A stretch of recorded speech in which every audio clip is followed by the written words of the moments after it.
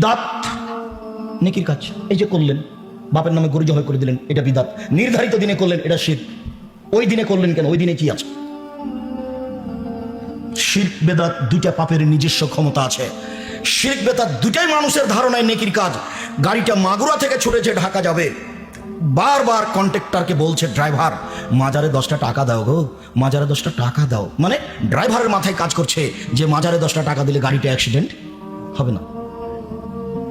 তার মানে মাজার তার গাড়িকে রক্ষা করতে পারবে। মাজারে যে কি হচ্ছে সেটাই বোঝে না, আগে পিটিয়ে একাকার করে দিলে মনে হয়।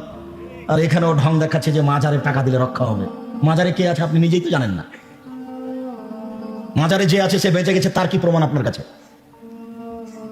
একজন সাহাবী, মহিলা সাহাবী উসমান ইবনে মাজুনের প্রশংসা করেছিলেন, খুব পরহেজগার মানুষ দেখে। তখন রাসূল সাল্লাল্লাহু আলাইহি ওয়াসাল্লাম বলছেন, আল্লাহে, আল্লাহর কসম, তুমি একজন মহিলা মানুষ একজন মানুষের প্রশংসা করলে কিভাবে? আমি জানি না বিচারের মাঠে আমার সাথে কি করা হবে।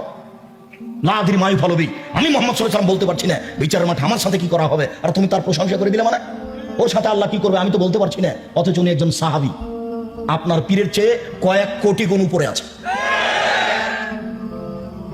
একজন সাহাবীর প্রশংসা করতে দিলেন না আল্লাহ নবী, যে আমার কি হয় সেটা আমি জানি না, আর আপনি ওই পীরের মাজারে গিয়ে সিজদা করলেন আর অনেক কিছু চাইলেন, হয়ে গেল।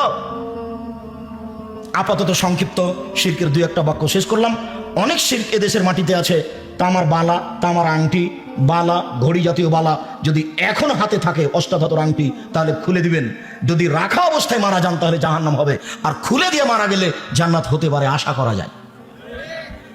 কোন প্রকার আংটি, কোন প্রকার মাদুলি, কোন প্রকার বালা, কোন প্রকার তাবিজ নিয়ে সকাল করবেন না, এই বৈঠক থেকে দাঁড়াবেন না, আগে খুলে ফেলে দেন। যদি এখনই মরে যান জান্নাত হতে পারে ইনশাআল্লাহ।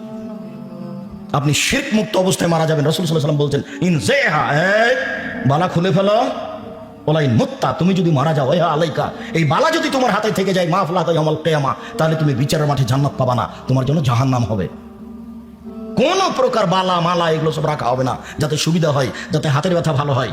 হাতের ব্যথা যদি অষ্টাধাতুর আংটিতে হয়, তো উনি লন্ডন থেকে ডাক্তারি পাস করে আসলেন, উনি কি কলা করবে? সবই যদি আপনার তাবিজ দিয়ে হবে, সবই যদি তাবিজ দেয়, তো ডাক্তার এখন কি করবে? সম্মানিত দিনী ভাই বোন, মহিলাদের ব্যাপারে 2টো বাক্য বলে আমরা আগিয়ে যাচ্ছি। যে যেখানে আছেন দিনী মুসলিম বোন, একটু খেয়াল করবেন। এই মেয়ে, গল্প করছো কেন? তুমি একটা মেয়ে মানুষ, তুমি লজ্জাবোধ করো না? এখানে দিনের আলোচনা শুনতে এসে তুমি গল্প করো কি করে? তোমার গায়ে ফ্যাশন বোরকা কেন? এই মেয়ে, তোমার গায়ে ফ্যাশন বোরকা কেন? তোমার বাপ দেখে না?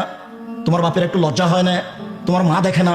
তোমার মায়ের একটু লজ্জা হয় না? তোমার একটু লজ্জা হয় না? তোমার গায়ে ফ্যাশন বোরকা কেন? তুমি নিজেকে মুসলিম মেয়ে মনে করলে এই বোরকা বাড়িতে গিয়ে আগুন দিয়ে জ্বালিয়ে দিবা। শোনো, কথা রক্ষা করো। ফ্যাশন বোরকা দিয়ে তুমি জান্নাত লাভ করতে পারো না, ভুল হিসাব।